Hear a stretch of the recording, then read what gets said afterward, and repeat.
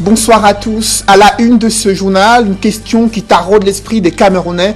Qui était donc Samuel Ouazizi, accusé d'être un logisticien des terroristes? Le profil psychologique et les activités de ce journaliste mort en détention en août 2019 suscitent la controverse entre les témoignages édifiants de sa famille et des révélations troublantes de ses proches. Vous suivrez ce soir une enquête exclusive sur l'affaire Ouazizi, enquête menée à Buea et dans d'autres villes de la région du sud-ouest. Le crépitement des armes résonne plus fort sur le théâtre de la crise anglophone.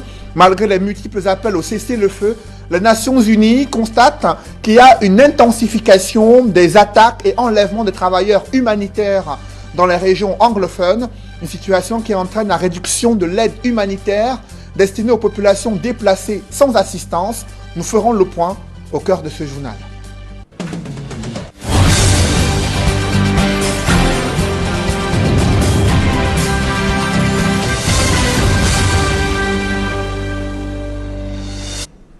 Merci de suivre cette édition complète de l'information sur Equinox Télévision.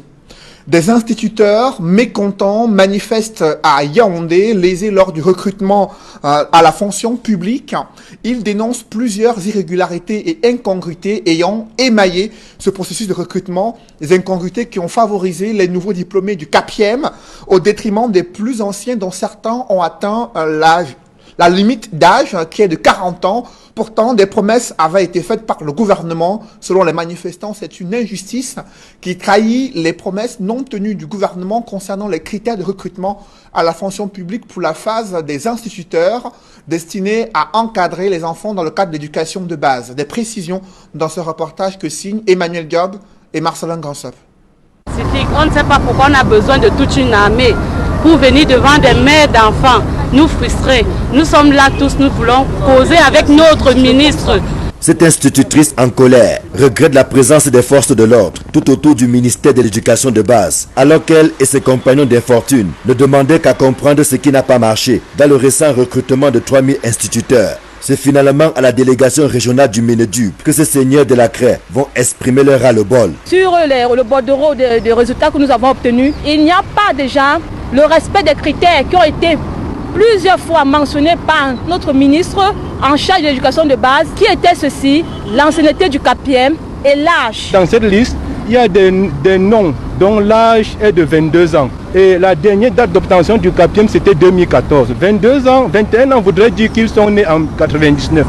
En 99, en 2014, ils ont 15 ans. Ça voudrait dire qu'ils ont entré à l'ENIEJ à 14 ans. Je n'en disconviens pas, on peut avoir le bac étant ingénieur à 14 ans. Cependant, l'âge d'entrée dans les ENIEJ, c'est 17 ans. Ça voudrait dire que tous ceux qui ont 21 ans, 22 ans, 23 ans, jusqu'à 25 ans dans cette liste qui est sortie sont des gens qui ont eu le CAPIEM au moins de 2018, ce qui n'était pas dans les critères. Même les personnes handicapées n'ont pas été épargnées par ce qu'elles considèrent comme la frustration de trop. Regardez, quelqu'un a un CAPIEM 2010 et il reste toujours lésé en tant que personne vulnérable. Je crois que vraiment, il faut que le ministre jette aussi un œil. Nous sommes un peu fatigués, nous sommes frustrés. Ces instituteurs recalés sont d'autant plus mécontents et anxieux que certains ont déjà plus de 40 ans et d'autres sont très proches de cet âge limite. Une injustice qui, selon eux, doit être réparée. Moi, j'ai un CAPIEM 2010. J'avais déposé mes dossiers à 40 ans. Aujourd'hui, j'ai 41 ans. Parmi mes collègues qu'on a pu recruter, nous ne sommes pas le 10% dans cette liste. Pourtant, il avait dit qu'il privilégie les vieux âges. Il y a beaucoup d'entre nous qui ont même piqué des crises. Parce que parmi nous, nous avons des mamans, des papas qui ont enseigné des enfants qui sont venus prendre le recrutement devant eux. Vraiment, nous sommes déçus. C'est le 26 mai dernier, au sorti d'un point de presse du ministre de l'Éducation de base, que le gouvernement a publié la liste de 3000 instituteurs contractualisés. Les lésés, désormais constitués en collectif, dénoncent des irrégularités qui ont privilégié certains instituteurs, en totale violation des critères préalablement définis par le gouvernement. De nombreuses zones d'ombre persistent autour de l'affaire Ouazizi. Vous le savez, ce journaliste mort en détention en août 2019, information révélée en exclusivité la semaine dernière sur Equinox Télévision. Et après ces révélations, le ministère de la Défense a fait savoir que c'était un logisticien des terroristes qui avait été arrêté et soupçonné d'être en intelligence avec ces groupes armés dans la région du sud-ouest. Qu'en pense sa famille? Nos reporters s'y sont rendus, notamment là où il réside, dans son champ, qui avait été considéré comme un champ d'expérimentation et un champ exploité par ces groupes terroristes. Vous allez le suivre dans ce grand reportage que signent Warren Zede, Jonathan Babila et Jean-Paul Chouniat, comment la famille rejette en bloc les accusations du ministère de la Défense, exprime sa tristesse et sa colère face à ces accusations qu'elle juge non fondées concernant Samuel Ouazizi qui est mort en août 2019, information révélée 10 mois plus tard. Grand reportage à suivre.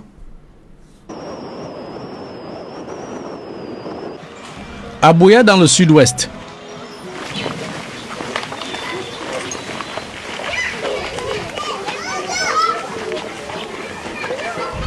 La famille du journaliste Samuel Ouazizi est sous le choc depuis l'annonce de sa mort en exclusivité sur Equinox Télévision.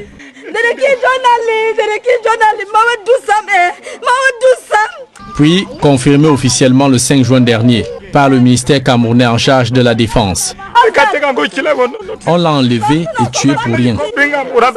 Ramenez-nous sa dépouille pour l'inhumation. Oh mon Dieu, que ça m'embête. Oh Seigneur, toi seul sais quoi faire au bourreau de Samuel. Ils nous ont embarqués au départ dans la confusion, nous trimballant de gauche à droite pour enfin venir nous annoncer sa mort. Et d'après le communiqué officiel, Samuel Ouazizi est mort le 17 août 2019 et sa famille est informée sur le coup. Mensonge, dénonce ses proches. On dit avoir informé la famille. Quel jour précisément? Pourquoi ce mensonge du gouvernement? Quel numéro de quel membre de famille ont-ils appelé à part nous mentir que Samuel est mort depuis qu'on l'a enlevé pour assassiner? Formellement accusé de travailler d'intelligence avec les séparatistes anglophones, les proches de Samuel Ouazizi rejettent toutes les déclarations du ministère de la Défense sur une quelconque implication de leurs défunts frères dans le soutien logistique aux sécessionnistes Amba Boys. Il n'avait aucun lien avec les séparatistes. Samuel était journaliste connu de tous. Toutes ces allégations sont infondées. Petite peur au ventre, nous prenons le risque de visiter la plantation querellée de Samuel Ouazizi, qui servirait de base arrière aux activités terroristes. De hautes herbes ont envahi cet espace champêtre. Le champ en question n'a même pas un abri en cas de pluie. Il n'y a aucune trace d'Amba Boys pour qu'on dise qu'il est caché dans son champ. Les Amba Boys s'installent sans votre avis. On a peur d'eux. Ils ne sont pas des enfants de cœur. Amba Boys dans ce champ, jamais entendu, jamais vu. En plus, c'est situé en bordure de la route principale menant à Roman Fort. Pour la famille du défunt journaliste, Samuel Ouazizi est mort gratuitement. Une innocence qu'il avait toujours clamée de son vivant, selon ses avocats. Que justice soit faite pour cet enfant mort pour rien. Et sur une quelconque culpabilité de Samuel Ouazizi, sa belle-sœur nous révèle le fond de leur conversation après l'interpellation du frère cadet de son mari. Samuel m'avait révélé qu'il était chez lui et quand ses collègues l'ont informé qu'il était recherché, ne se reprochant de rien, y est allé en toute confiance et sans crainte. Pourquoi sa mort a-t-elle été cachée durant plus de 9 mois par les autorités? S'interroge sa famille, les corporations de journalistes, la société civile, les ONG nationales et internationales. Pourquoi ils n'ont pas traduit Samuel en justice, l'inculpé et le condamné à vie, plutôt que de l'enlever pour enfin l'assassiner? De même, Tous les soutiens à Samuel Ouazizi ont exigé une enquête pour faire toute la lumière sur les circonstances et les causes du décès du journaliste de Willem Music TV, au moment où le gouverneur de la région du Sud-Ouest, Bernard Okalia Bilai, et les responsables de la sécurité militaire se contredisent sur l'état de santé physique de Samuel Ouazizi au moment de son transfert de Buea pour Yaoundé.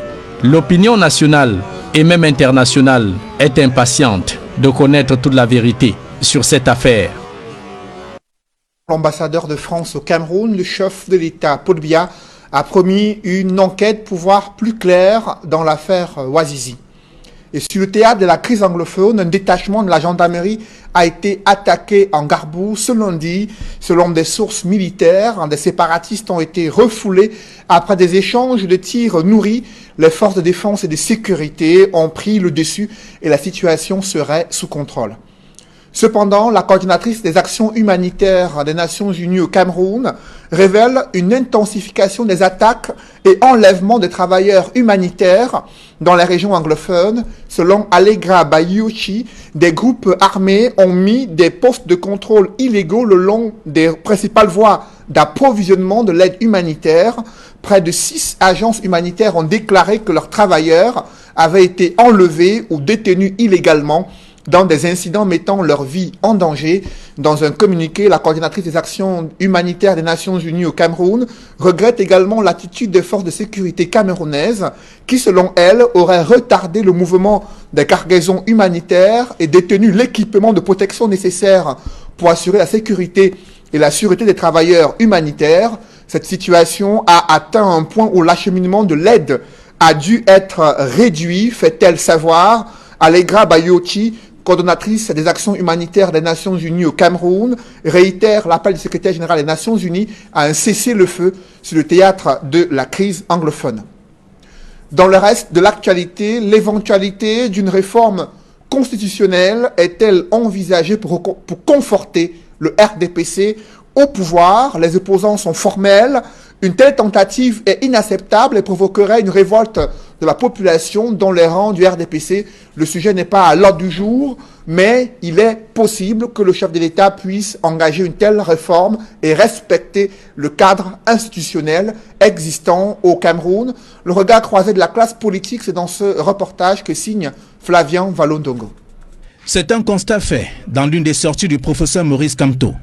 Celui d'une succession de gré à gré qui serait en manœuvre au sommet de l'État. Les informations qu'il a peut-être sur la main lui permettent de comprendre un certain nombre de manigances au sommet de l'État. Donc je pense que nous devons être, les Camerounais doivent être très attentifs. Comme une traînée de poudre, l'alerte sonnée par le candidat à la dernière élection présidentielle au Cameroun a réveillé la conscience de bien d'autres acteurs politiques de l'opposition qui semblent avoir le même pressentiment. Le gré à gré, le SIF a également l'information.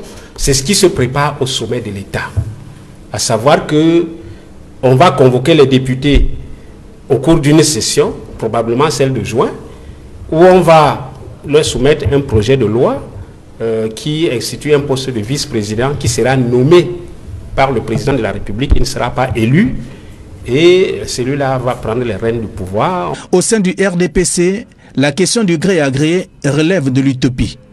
La Constitution a certes des préalables, mais la succession par les urnes reste la plus indiquée. Dans cette notion-là, à la limite même, il faudra que nous la reprécise. C'est quoi la succession de gré à gré? Ça veut dire que là, à l'intérieur de cette succession de gré à gré, il y aura un certain nombre de personnes qui seraient disqualifiées d'avance? Non. Quand vous citez effectivement les droits, la Déclaration universelle des droits de l'homme, elle est applicable à tout le monde. Donc vous ne pouvez pas enlever à un citoyen ce droit fondamental-là, qui est celui d'être éligible à un poste. Constitutionnellement, c'est ce qui a été prévu, et donc là, on ne peut pas parler également de gré à gré. La réplique de l'opposition est d'attirer l'attention du peuple, qui risque d'être surpris à la dernière minute. Le président Maurice Kamto est dans une posture pour nous éviter des problèmes dans l'avenir. Moi, je pense que le problème du Cameroun, c'est celui d'instituer un gouvernement de transition dans notre pays. Un gouvernement qui rassemble toutes les forces vives de ce pays et on dissout toutes les institutions jusqu'à la Constitution. On refait une nouvelle Constitution, on refait un nouveau code électoral. Le communicant du parti au pouvoir estime que l'opposition fait plutôt dans le dilatoire pour empêcher au peuple à penser positif. À partir du moment où nous ne sommes pas dans une monarchie, on sait très bien que pour pouvoir être président de la République demain, il y a une campagne électorale qu'il faudra faire. Donc ça ne sert à rien de rentrer dans ce genre de schéma. Et le bâtonnier Yondo Black est sorti de sa réserve pour s'opposer à cette éventualité d'une réforme constitutionnelle qui viserait à conforter le parti au pouvoir pendant les prochaines années. Il s'exprime sur les différentes manœuvres qui seraient en cours au sommet de l'État, s'opposant fermement à cette succession de gré à gré et demandant au peuple camerounais d'être en éveil. Je vous propose d'écouter le bâtonnier Yondo Black.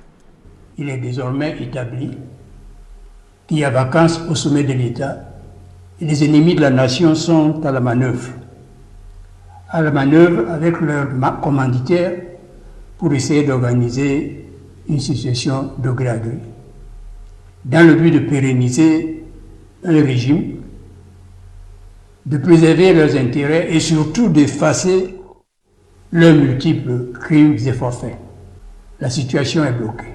Elle est bloquée du fait d'une crise morale, sociale et politique profonde, d'une perte totale de confiance en nos institutions, d'une guerre insupportable aux noseaux et de la survenance d'une pandémie, la Covid-19. C'est dans ce contexte que différents clans qui se disputent le pouvoir entendent de réaliser un énième hold-up sur le dos du peuple camerounais, en semant une confusion et en installant un climat de terreur pour anéantir toute velléité de revendication. Ils ont réussi à nous enfermer dans des basses querelles autour du tribalisme. Et dans ce contexte de crise politique et crise sanitaire, le roi des Bamenju, Sa Majesté Sékou Jean Ramo, est sorti lui aussi de sa réserve, interpellant à la fois le gouvernement, les acteurs politiques, la société civile sur l'enjeu d'une union sacrée afin de régler les problèmes majeurs qui minent le Cameroun. Il s'est exprimé sur son compte officiel Facebook, interpellant les différents acteurs politiques sur leur responsabilité et la responsabilité du gouvernement dans la décrépitude morale et la déliquescence de la société camerounaise. Le morceau choisi de sa sortie, c'est avec Gladys Sidi.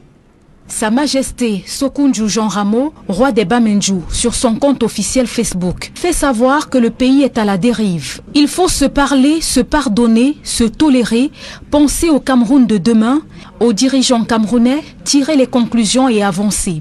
Vous qui avez actuellement la clé de la voiture Cameroun, vous portez le plus gros morceau sur le désastre de ce pays, car ayant réussi le pari d'affamer le peuple au lieu de leur donner à manger. La misère est ambiante, le peuple pleure et meurt de famine, incapable de se soigner et plus d'espoir pour demain. Tout pour vous, c'est la force, la brutalité et l'arrogance. Vous manquez même la bonne bouche pour dire au peuple qu'il n'y a plus rien dans le grenier, que vous avez déjà tout volé pour garantir l'avenir de vos familles au détriment du peuple. Le roi des Bamenju, s'adressant aux hommes politiques, marque sa déception vis-à-vis d'une opposition qui évolue en rang dispersé au lieu de s'unir face à un adversaire commun. Malheureusement, en face, ceux qui se disent de l'opposition et qui veulent arriver au pouvoir sont incapables de s'organiser. Chacun est convaincu que s'il y a une seule personne, c'est lui. Personne ne veut se mettre derrière l'autre. Chacun est persuadé que c'est lui la solution. Vous, les hommes politiques, vous avez appris la théorie dans des grandes écoles de sciences politiques, mais la pratique en est tout autre. Dans cet imbroglio, pour le gardien de la tradition, le peuple est pris en otage par des mensonges et fausses promesses de ceux qui ont détruit le pays. On a réussi à opposer le peuple les uns contre les autres et vous n'avez qu'à les voir dans les rues, dans les médias, sur les plateformes. Ils s'insultent, se déchirent, se battent, même sans savoir de quoi il s'agit. Sa Majesté Sékou Jean Ramo, à travers cette nouvelle interpellation, veut sonner le réveil du Cameroun en mettant en scène les différents acteurs appelés à se parler, se pardonner, afin que l'intérêt général prime. Le chiffre du jour, 8312, c'est le nombre total de cas positifs enregistrés au Cameroun, le pays qui a déjà franchi la barre des 8000 cas positifs de Covid-19. Et ce lundi, c'est près de 252 nouveaux cas enregistrés sur 1627 personnes testées au cours de la journée. 46 nouveaux cas guéris, note le ministère de la Santé publique, et 2 nouveaux décès, ce qui porte au total 208 personnes décédées des suites de Covid-19, 4 794 personnes guéries après avoir contracté cette maladie à coronavirus et 8 312 cas positifs au total. La prise en charge efficiente et efficace des patients du Covid-19 et la protection du corps médical restent des défis majeurs. Au regard des dysfonctionnements décrits dans le plan de repos sanitaire, le gouvernement et l'OMS ont reconnu la nécessité de renforcer les capacités du personnel soignant et autres psychologues pour une meilleure prise en charge des cas du Covid-19. D'autres détails avec Emmanuel Diop et Marcelin Gansop.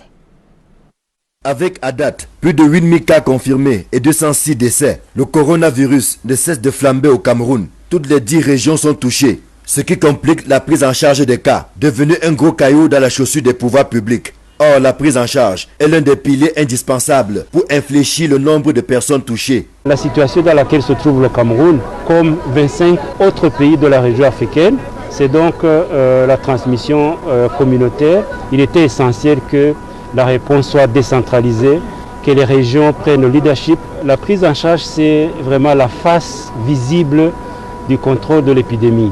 La capacité aux personnes qui sont contaminées par le virus de pouvoir être prises en charge de façon adéquate et avec l'objectif de les ramener à la santé bien sûr, mais également d'éviter des décès. C'est fort de ce constat et dans un souci d'amélioration constante de la prise en charge que 80 personnels de santé venus des 10 régions du pays sont réunis à Yaoundé.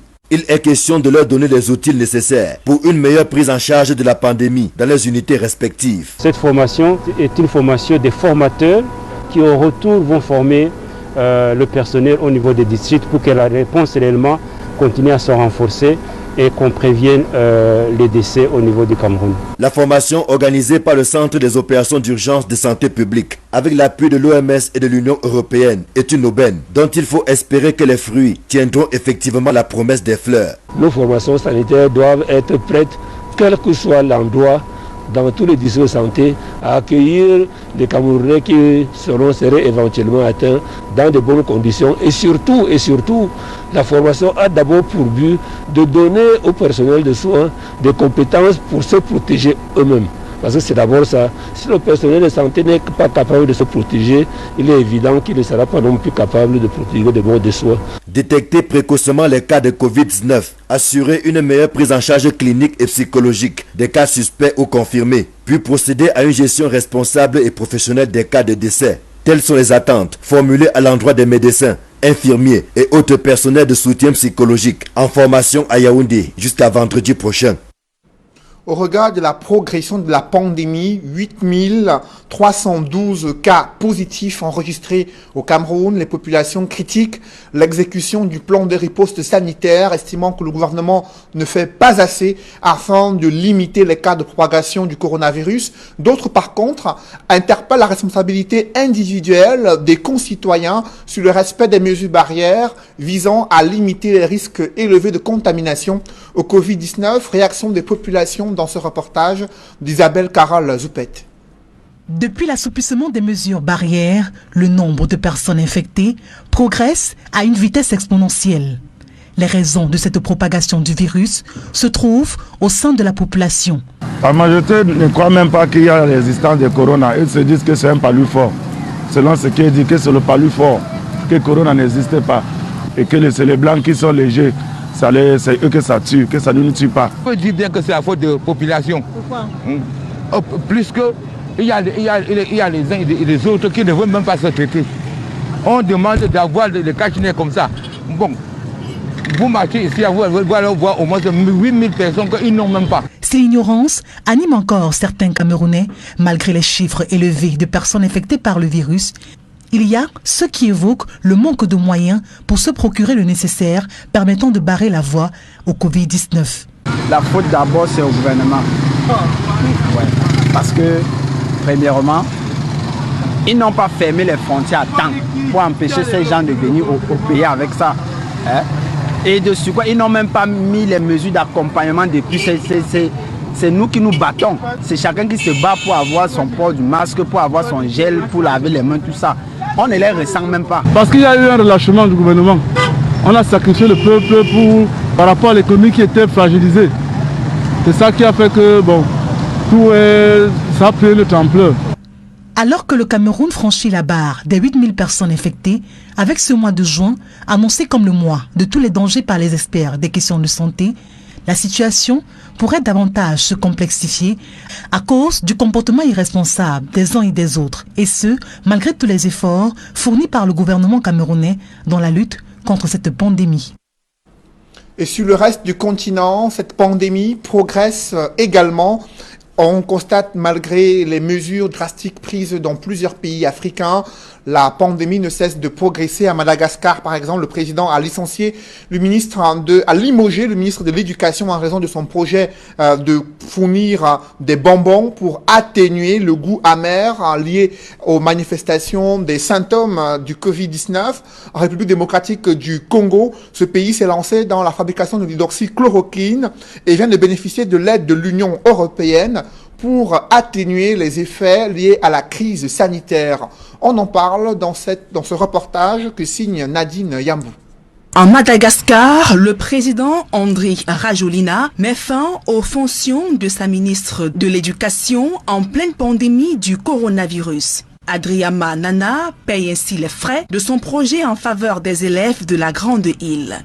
La patronne de l'Éducation nationale envisageait l'achat des bonbons et sucettes estimés à 1,8 million d'euros aux élèves afin d'adoucir le goût amer du Covid organique. Cette tisane conçue par le pays pour lutter contre le coronavirus. La ministre limogée accuse ses détracteurs qui s'opposent aux réformes du système éducatif d'être à l'origine de cette mascarade. Dans le pays, près de 1000 cas de coronavirus ont été enregistrés avec 7 décès. Sur le terrain de la lutte contre le coronavirus en RDC, le pays confronté depuis plusieurs semaines aux difficultés d'approvisionnement en hydroxychloroquine s'est lancé dans la fabrication de ce médicament. L'objectif est de soulager les malades atteints de coronavirus. Le produit sera présenté en tablette de 20 comprimés ou en boîte de 100 comprimés. Pour soutenir le pays dans son combat contre la pandémie du coronavirus, un pont aérien humanitaire entre l'Union européenne et la RDC vient d'être établi. 3 avions comprenant du matériel médical,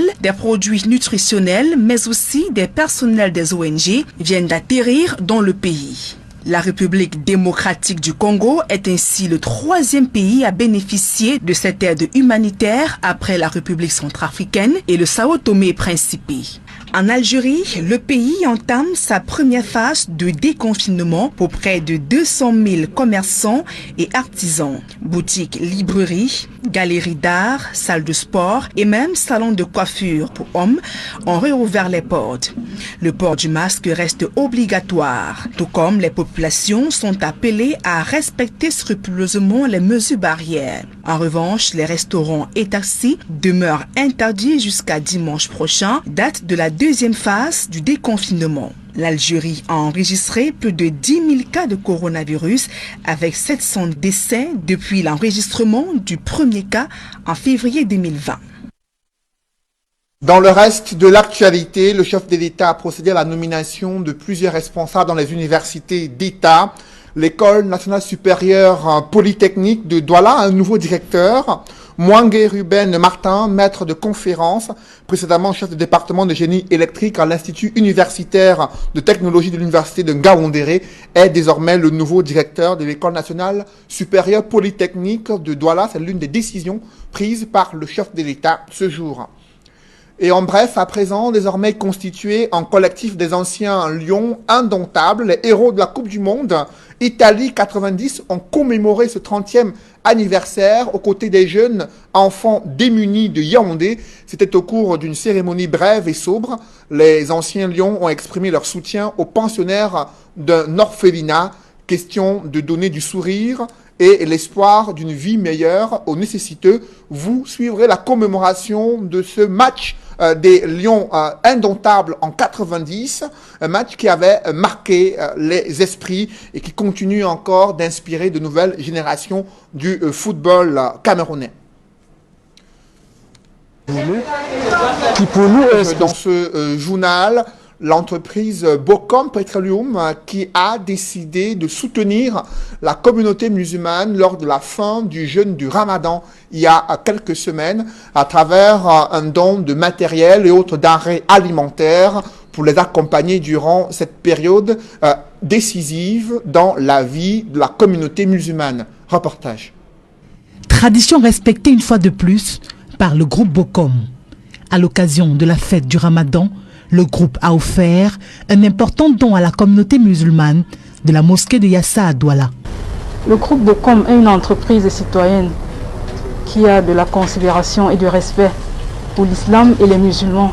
Nous souhaitons à tous de se protéger en protégeant les autres. En 7 ans de Covid-19, le groupe Bocom, dans son élan de générosité, a également offert des masques, gel désinfectant, cartons de savon pour leur permettre de barrer la route à cette pandémie qui fait des ravages dans le monde. Un geste salué à sa juste valeur par les fidèles musulmans. On avait beaucoup de problèmes avec même les fidèles. On les refusait d'entrer dans la mosquée. Et ils ont pensé aussi aux masques que vous voyez. C'est derrière qui va permettre qu'on va distribuer aux fidèles. Donc nous remercions très grandement le groupe. Donc c'est donc vraiment la communauté va accueillir vraiment cela à bras ouverts. J'ai vraiment envie de dire que le groupe Bocom continue dans la même lancée et que Dieu vraiment supporte, augmente sa clientèle et qu'il va de l'avant. Même ambiance à la mosquée de Beka, en Ngaoundéré, où le groupe Bocom a offert des denrées de première nécessité pour une agréable fête de Ramadan. Je remercie Bocom avec le don qu'il nous a aidé pendant le Ramadan. Toute la communauté musulmane de Beka Ousséré et des quartiers environnants, ils sont tous contents. Nous remercions sincèrement Bocom avec de multiples dons qu'il essaie de nous offrir.